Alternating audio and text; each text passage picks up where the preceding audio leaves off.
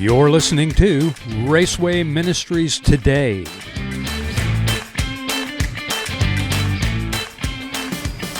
Thanks for joining us for Raceway Ministries Today. In just a few moments, we're going to give you the latest of what's going on in motorsports outreach through the National Fellowship of Raceway Ministries.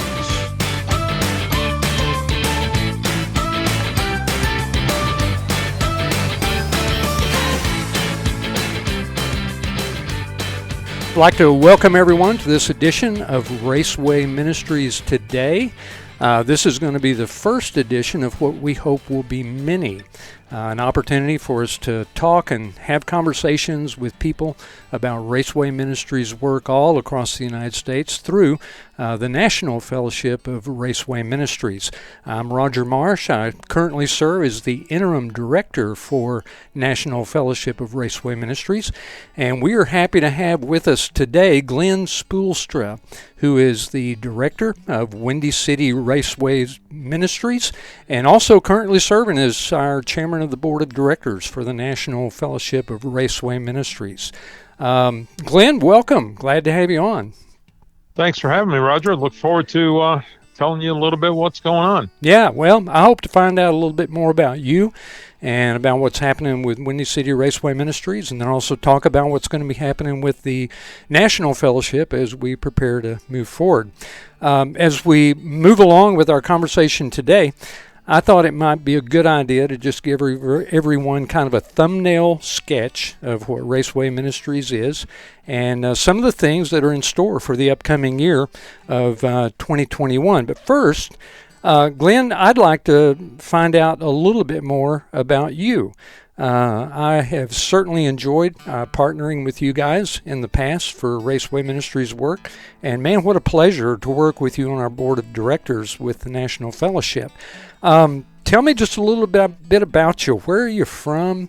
How'd you end up where you are? And then we'll talk a little bit about how you got involved in Raceway Ministries work. Okay.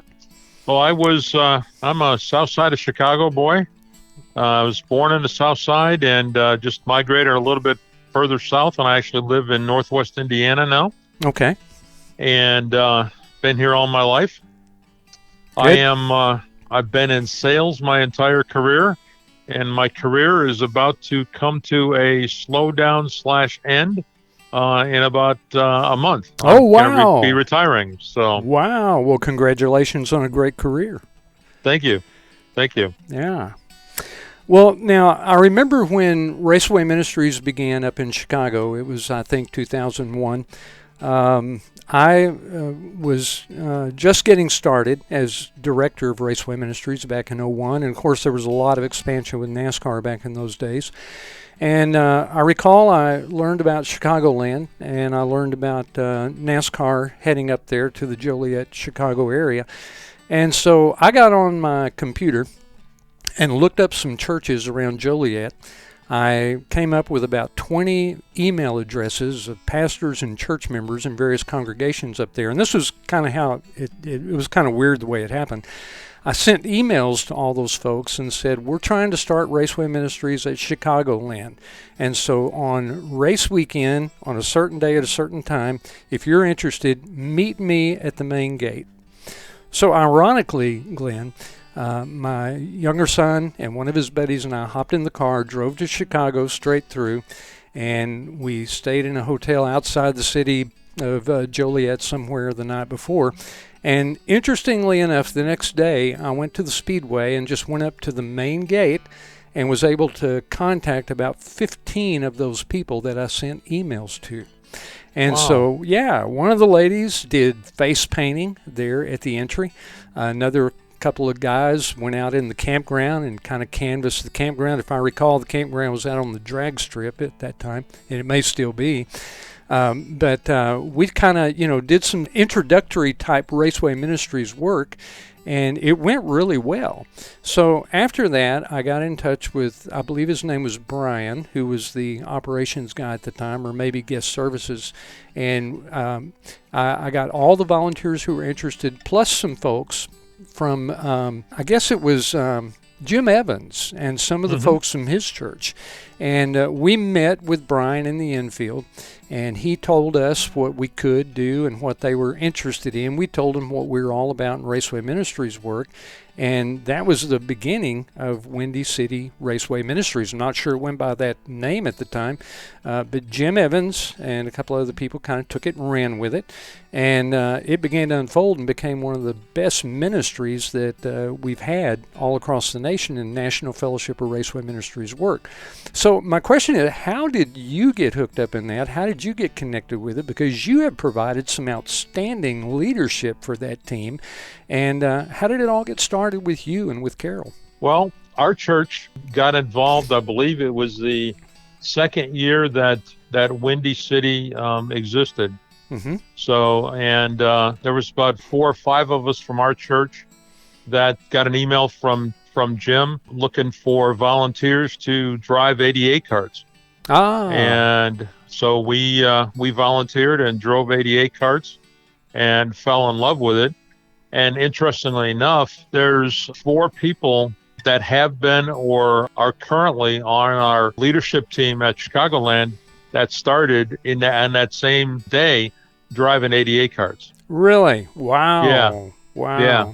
And then Carol came out and worked in the main tent and handing out evangelistic tracts back in the day in the Midway in Vendor Row. Right. As things developed, like you said, originally the campground was over across the street at the drag strip. Chicagoland, as the mission evolved, they opened up a campground on property right on the back side of the track, and they asked Raceway Ministries to take that over. So we took that over and started doing ministry, welcoming the guests, serving coffee, and eventually we've now evolved into, we now have 2 campgrounds on property. There's roughly about 1,200 campsites, and we provide host to all those campers. Wow. Wow. Actually, this past year or the year before, the track actually asked us to also do the same thing down in the infield as well.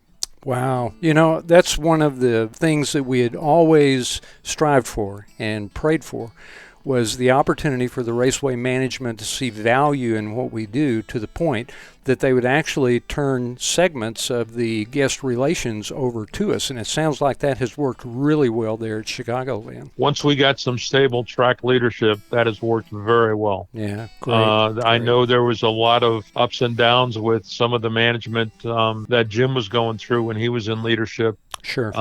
With the track. But yeah, praise the Lord, since I've been involved in leadership, we've had some good, solid track leadership, and they've just gradually given us more and more opportunity. Wow. Well, hats off to you guys. Kudos to you guys for being faithful to the task and doing such a great job.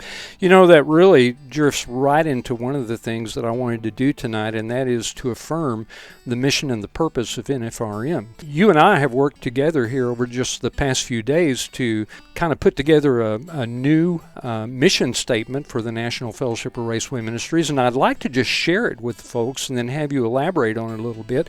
Actually, you've already given a great example, because what you've described about Windy City Raceway Ministries fits exactly into what our mission statement does. And in fact, I'll go ahead and allude to this. Some of the phrases that we have in our new mission statement come from your Windy City Raceway Ministries mission and purpose statement. It goes like this: the National Fellowship of Raceway Ministries offers the racing community opportunities to experience God's love through guest services, chapel experiences, chaplain assistance, and relational evangelism. And this mission is accomplished by working with Raceway staff and being available to race fans to address their needs. You know, we've often talked, Glenn, about the fact that it's all about relationships, and we have that relational evangelism term there in our mission statement. It sounds like one of the primary components of what you have done there at Windy City Raceway Ministries in Chicagoland is through building relationships, not just with the fans, but with the staff there at the Speedway. Talk about that a little bit, and how does that How does that gain traction, and what do you have to do to get those kind of relationships? I think that would be a valuable thing for maybe some of our folks to hear. Well, I guess I have to say, for me, the thing I think that has really made that pay off and work is being authentic. Mm-hmm. Oftentimes, particularly you have to look at Chicagoland Speedway. That's a business. Sure. And, and myself growing up and being in sales my entire career, back in the day when I was younger, I looked at myself as a salesman that was a Christian. Right. And then I came across Promise Keepers, and Promise Keepers taught me that I'm a Christian that's a salesman. Ah. And so what that basically meant to me in my career was that my relationship with Christ came first. And even if it would get me in trouble with the customer, my relationship came first. And that's what our relationship has been with the track since I've been involved. And I know since Jim was involved as well, is being very upfront about the fact that we are here to serve the track. The track is our customer. However, we're serving Christ to serve the track. So we have the track's best interest, but at no time will we set our faith aside to be able to, meet a track requirement. Sure. So when we've opened up new opportunities, the track has come to us. I think at one point they came to us and said, "Hey, we need you guys to be elevator operators. Would you do that for us?" And we said, "Sure," but it doesn't seem like that meets our mission statement and the fact that we get to spend time, with the fans. Right. We tried it, it didn't work, and we backed away from it. On the same token, we had the opportunity after a rainout they came to us and said, "Hey, we need you guys to provide us ushers." And we're saying, "Man, that's not going to be a good job at all." But the track was desperate because we were on a Monday after a rainout. Right. And we did it. And the guys that were working in the stands said it was the best time they had because there was rain delay during that race too.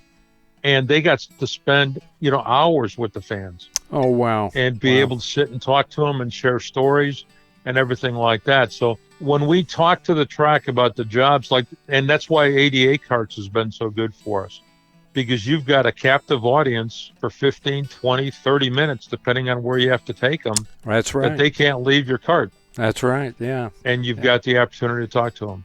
Well, in the midst of that opportunity, if you're authentic and if you're very intentional and very diplomatic about sharing the good news of God's love, you can make a lot of headway there, I think, in building relationships with people and laying a foundation, even in a brief period of time, to be able to share the message of the gospel with them. Exactly. Well, gosh, you guys have fulfilled so many of the things that Raceway Ministries has been about for all these years. Raceway Ministries has been around for a long time.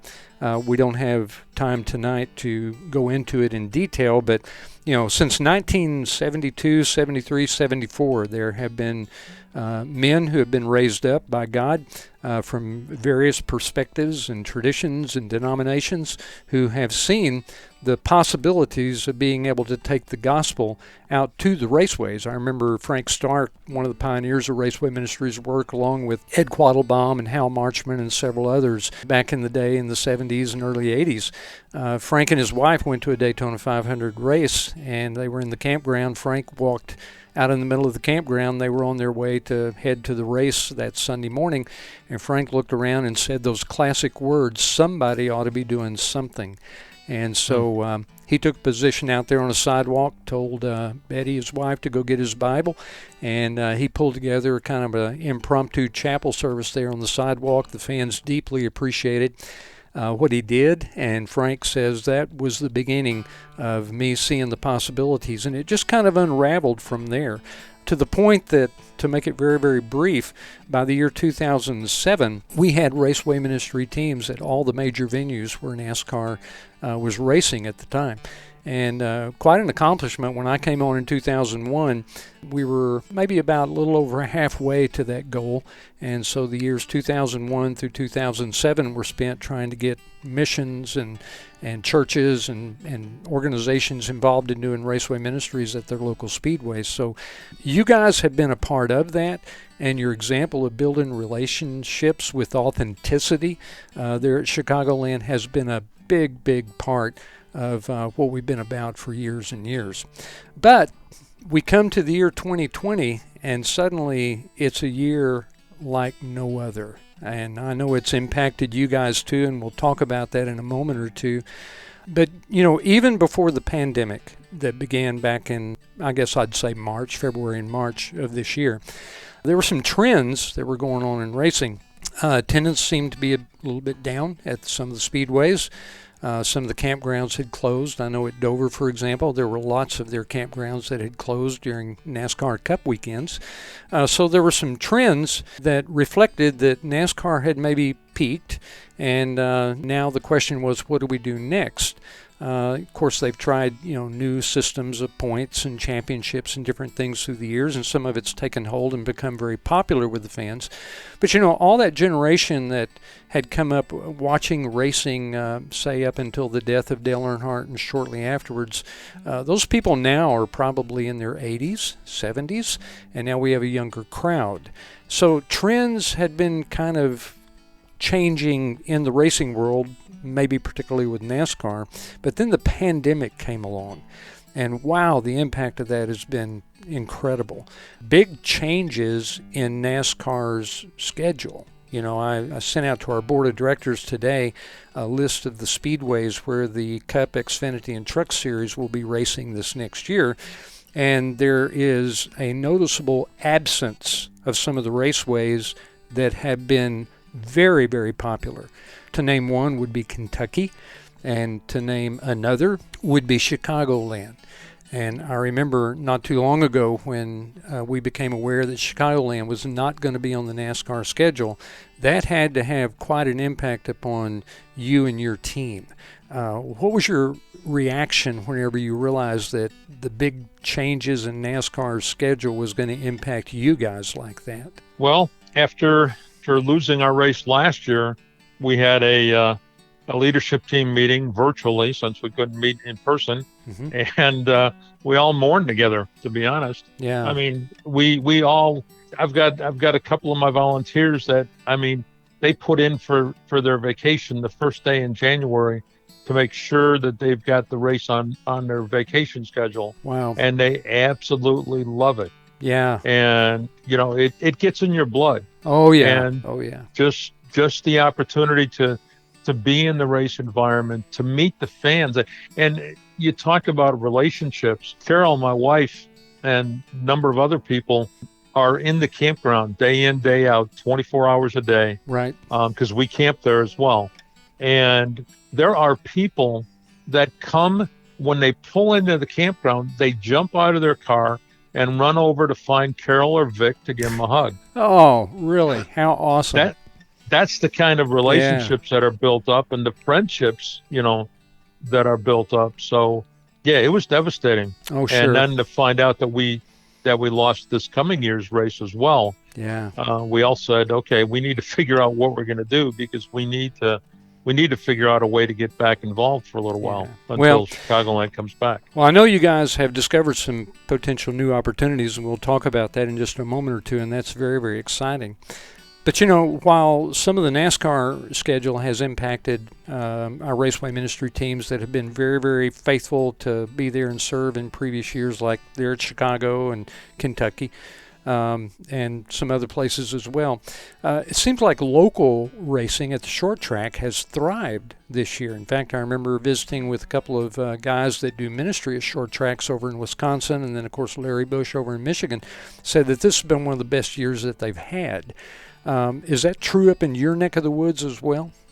We don't have any short tracks in our neighborhood. There used to be one about a mile or two from my house. Okay. And that closed about 4 years ago. Okay. All right. So there's no short track around here that I'm aware of. Okay. All right. Well, the reports I'm getting from a couple of guys over in Wisconsin, the Bureau brothers and another guy that's a friend of mine, Travis Kolstarf, They do chaplaincy at several different dirt tracks and short tracks that are asphalt, and they say that their work has just been tremendous this year. Same report from Larry Bush over in Michigan. And so, hopefully the local venues and the short tracks will continue to thrive, and we can maybe shift some of our energy. Not that we've neglected those venues before, but, it could be an opportunity for us to do a major shift of energy towards some of those other venues where we haven't been before. Now, Right. the changes have impacted NFRM as well internally. Our ministry groups have been on hold in many, many places. And one of the things that I hope to do in some of our future podcasts is get in touch with some people that have been involved this past year. I know the group at Martinsville Speedway was very much involved in ministry there, and a couple of other groups. And I'd like to visit with them and see exactly during these limited times with either no or very limited numbers of fans at the venue, what did they do and how did they function? So that'll be very interesting. But, our raceway ministry teams have been blindsided this year. And then, of course, we have experienced leadership changes as well. I want to talk about that just for a second, though. You've been chairman of the board of National Fellowship of Raceway Ministries this entire year. You and Carol have served on the board for several years. And I think you would probably agree with me and join with me, Glenn, in saying hats off to Greg Berkey for the work that he's done over the past 2.5 years.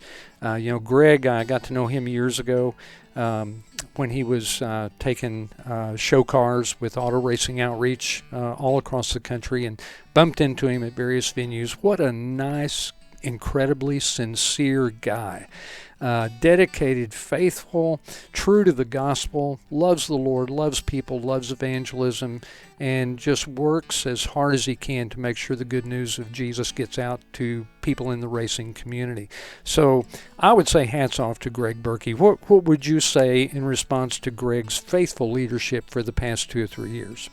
Yeah, it's been great to get to know Greg. I believe he and I met probably about 10 years ago, and I didn't realize it until I figured it out later, because a show car showed up at Chicagoland at a River concert, and Greg was the one that was taking care of that, and I didn't realize it. But I had the opportunity to minister with Greg. He came out to Chicagoland 2 years ago with his whole family and actually camped in the campground with us and did ministry alongside all of our team, and just kind of wandered around the track to see what was going on. And you're absolutely right in what you said about his love for the Lord and being able to minister and adapt to different things that are going on. He was a great leader and a great guy. We'll definitely miss him. Yeah, we really will. And we look forward to honoring Greg in our upcoming virtual conference in January. And just love the guy to death. And, of course, he stepped aside from NFRM to devote and concentrate more time to auto racing outreach. And he'll certainly be making the circuit, and we'll bump into him, I'm sure, a lot and have opportunities to work with him in the future. Meanwhile, I would just say I'm absolutely honored to have been asked to step in and help out during the transition. And I'll do my best with the interim role to make sure we stay on track.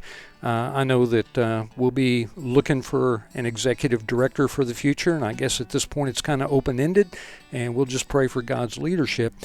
Meanwhile, I'm very excited about our board of directors, and I look forward to having each of them on for some of the podcasts in the days ahead to get their heartbeat and share what's on their minds from their perspective and their relationship with God with regard to leadership for NFRM in the days ahead. We have some projects that we're working on currently, and I think we would do our listeners right to maybe talk about those for a little bit and then talk about some of the upcoming strategies and the immediate plans that we have. One of the things that we've done over the summer is put together a new directory. And basically what we did was contact all the people that we've had connections with in Raceway Ministries through the years and try to get their updated information and put it together in a directory so that we can communicate and begin to fellowship with one another and stay in contact with each other. And if anyone's listening and doesn't know whether or not they're a part of that directory and wants to be, we'll give some contact information at the end of our podcast today, and we certainly would like to hear from those people. But Glenn, one of the things that I think we need to do moving forward is make sure that we affirm the mission and the purpose of NFRM for everyone involved. I think it's absolutely necessary that everyone understand and agree with what we're about. If they're going to be a participant, if they're going to be one of our team leaders, if they're certainly going to be a part of the leadership on board of directors, but even the constituency, the people that we minister to, maybe not necessarily the fans, but the staff at the speedways. I think they certainly need to be aware of our mission statement. And one of the things I appreciate about you is the fact that you helped us to include some phrases in there that assure a person who's on staff at a speedway that we have their interest at heart. So talk about that a little bit, because you have good relations with speedway staff. What are the aspects of our mission statement that you think might really strike a chord in the hearts of Raceway staff? Well, I think one of the things is to, as you mentioned, affirm the fact that we're there to support the Speedway. Good bet. And you that bet. we have to make the customer experience the best it possibly can. Yes. And sometimes, we're the person that the customer sees. They don't see the staff, but they're interfacing with the volunteers, right? Whether it be the folks in the campground, whether it be the folks in the info booths, whether it be the folks on the ADA carts. We're the customer-facing people that need to basically be the spokespersons for this track. So we need to make sure that everyone on our team that's volunteering for us is carrying that message forward and making the track look good, so that the customer comes back. Absolutely. Boy, I think you hit the nail on the head there.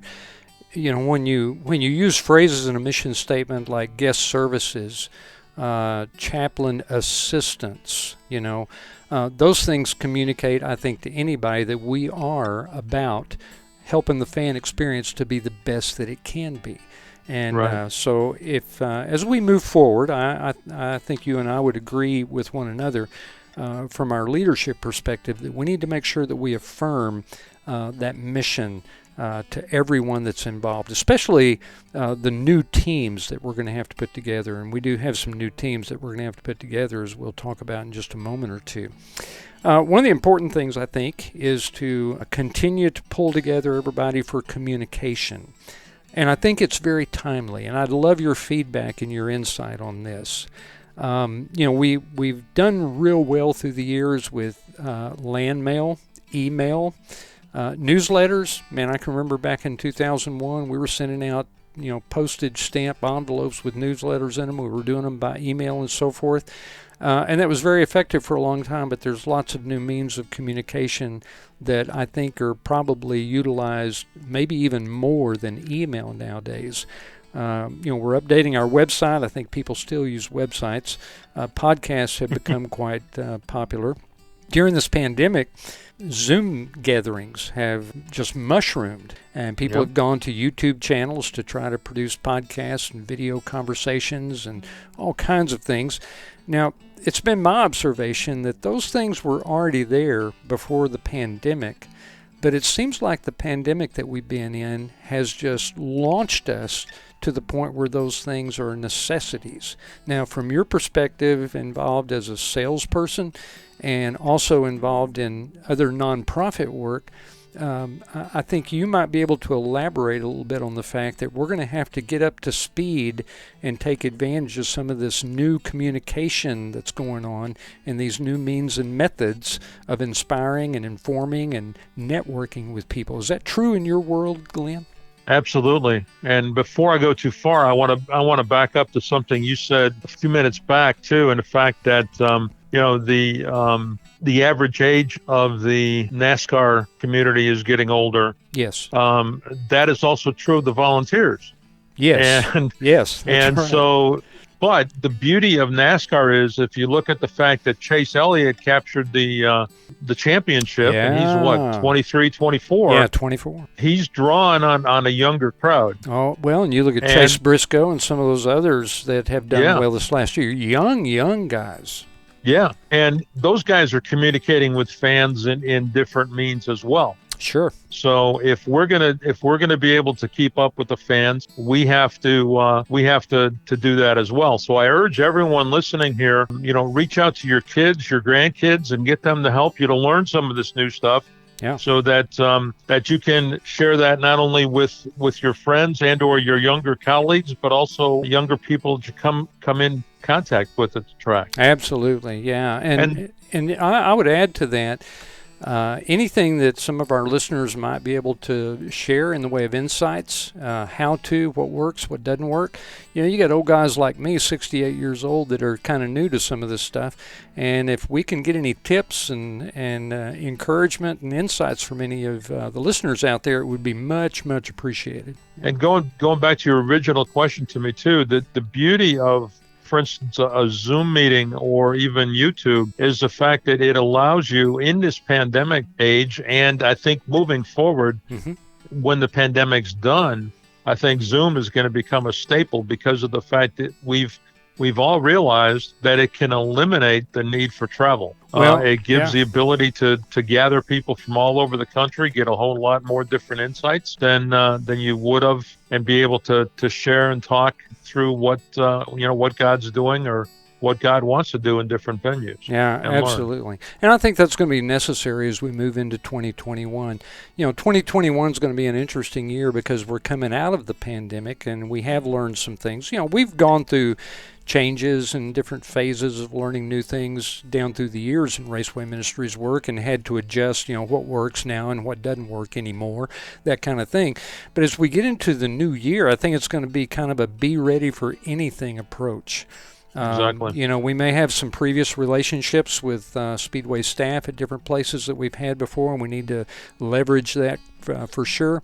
There'll probably be some previous methods and strategies for ministry that we've, utilized over and over again, and they'll still work. But I have a feeling there's going to be a lot of new stuff. And I think this coming out of the pandemic into an uncertain year of 2021 might be a great opportunity to even change some things that needed to transition in the past. We can seize the opportunity now to do that. And with the NASCAR drivers, as you described, coming on as champions at a young age, what a great time to enter into the communication means and methods of some of those young people. So we'll be looking, I think, at some opportunities to do that. Some other things that we obviously are going to be doing is continuing to focus on ministry at the larger speedways. I don't see NASCAR going away anytime soon. NASCAR ARCA IndyCar Series seems to have some new energy, so I think there's going to be plenty of opportunity to move forward with that. I think we'll probably increase some emphasis on some of the smaller venues and local tracks. Some of them seem to have thrived throughout the pandemic, so we'll pick up some momentum there and try to keep some energy focused in that direction. We have to restart some lost ministries. Glenn, I think you already have had some contact with Indianapolis, where we had a ministry there until a few years ago. Las Vegas, Pocono, a couple of others that we need to restart. What about Indianapolis? I know you've kind of dabbled in some conversations with people to get something going there. Do you see possibilities there?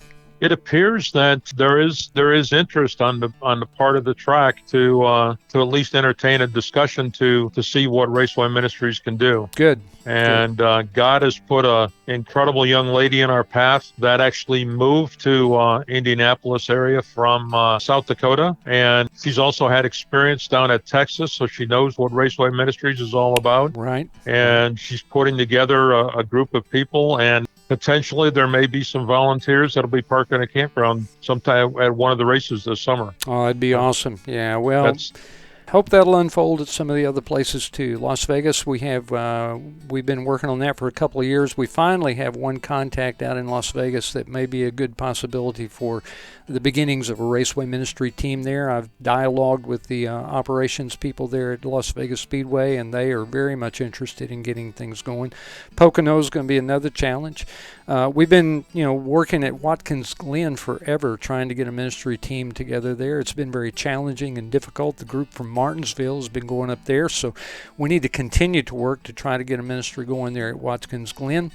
And then, of course, there are lots of speedways that are new to the circuit. Looking at the schedule, we've got Mid-Ohio, we've got Knoxville Raceway, Gateway, where the trucks are going to be competing and have been competing for some time. We had a ministry team there several years ago. We need one there. Road America is another one that has come up as a location where the Cup Series is going to be competing, at least the Cup Series, probably the Xfinity Series as well. And I think you have some exciting news about what's going to be happening there in Road America. Can you share a little bit of that? I don't want you to share anything that you don't need to talk about, but what can you tell us about Road America? Well, a couple of things. Number one, this young lady that I was indicating had moved to Indianapolis area. Uh-huh. Being that Indianapolis is known more for IRL than it is for NASCAR, she also got hooked up with IRL Ministries, and IRL Ministries is going to have is planning on, I say that in words of the pandemic, is planning on having a show car up at Road America I think that is in June, and she's looking for volunteers to man that show car booth. Wow. So Raceway Ministry or Windy City is going to come alongside of her and help with that. And then I actually had a conversation with track personnel at Road America this morning and had a very phenomenal opportunity and discussion with them. Good. And they were very excited about some of the experience that Windy City has had in the campgrounds and are looking for somebody to help them build a campground ministry at Road America. Wow, so incredible. They're inviting me up for a day sometime in March, April to go for a walk around and talk more and send some information our way and start planning on doing something up there, hopefully for the NASCAR weekend. Great. Man, that's awesome. I love road racing. I love it when NASCAR goes to the road races, and of course to watch the Indy cars on the road circuits are just incredible races. But it's so different because it's so spread out. And I know ministry experience up in Watkins Glen and out at Sonoma has shown me that ministry is a little bit different at the road courses, but it can be some really great opportunity as well. And, of course, NASCAR will be heading to Circuit of the Americas down in Austin, Texas this year as well. So, the road courses are kind of coming alive for us in some new ways with Raceway Ministries experience. So it sounds like you might be spearheading some stuff there by putting things together at Road America. So we'll look forward to hearing what's going to be going on there, Glenn. Interestingly enough, too, I got an email from, I'm on the general email list from Chicagoland Speedway, and they sent out an email last week urging people to, even ticket holders to go up to Road America for this year. So good. We may find some of our old friends up there. Absolutely. Wow. Awesome. How far is Road America from your location there in Indiana? Well, I live about an hour and a half from Joliet, from Chicagoland. Okay. And I figure, depending on traffic, and traffic in this pandemic is hard to describe because Chicago is typically measured in traffic. You don't measure in distance, you measure in time. Right. I'm thinking that Road America should be about 2 hours, maybe 2.5 hours. Okay. So that's not bad at all. Yeah, very doable. Wow. Yeah. Well, we'll look forward to some updates on that for sure. Well, listen, as we kind of get ready to conclude things here, I want to give you an opportunity to share anything else that you would like to, and then I would like for us to talk about how some of our listeners might be able to get involved and participate with National Fellowship of Raceway Ministries. Anything else on your heart or on your mind that you'd like to share, Glenn? I just want to put in just a word of encouragement. I mean, after having lived through this pandemic like we all have, and having, been on the roller coaster ride of how that's played with all of our emotions and everything else, that this is something that's exciting. And I think, God's getting behind and putting some opportunities in front of us that we need people to come alongside and help us. And there's ways that there's new things. I think, as you mentioned, I think tracks are reinventing themselves, particularly when they've gotten taken out of the picture. The ministry groups that have been able to minister during the pandemic have had to reinvent themselves. That's right. It seems like it's an overall reinvention time. Yeah. And so what better time to get involved with NFRM and just help us as we reinvent, what's been an old staple for a long time. It's time to reinvent it. Yeah, I think you're exactly right. You hit the nail on the head. And we need encouragement. We need to encourage one another during this time because, there'll be some challenges ahead. And so we need to encourage each other and we need to communicate. We just need to stay in touch, continue to share ideas, what's working, what doesn't work. If a Raceway Ministries group gets up and going in 2021 in a fresh new way, if they discover some things that are just clicking and really working well, we need to hear from those people. So thank you, Glenn. Good word. I think one of the things that we're looking at as we sail through the last weeks of 2020 and into 2021 is to encourage people to connect with us and to remain engaged. And Glenn, I appreciate your heart for wanting to do everything that we can on our end to try to provide opportunity for people to connect with us and then to stay engaged along the way.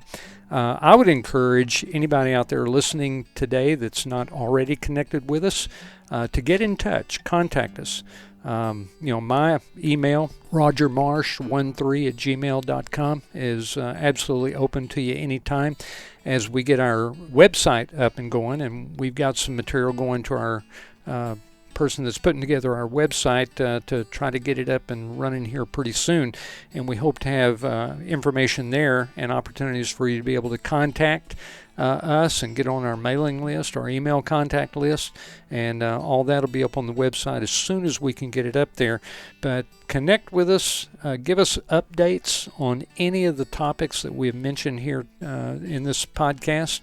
Interact with us and then stay engaged. Boy, get on the email contact list. We're on Facebook, National Fellowship of Raceway Ministries, and we'd love for you to follow us along there.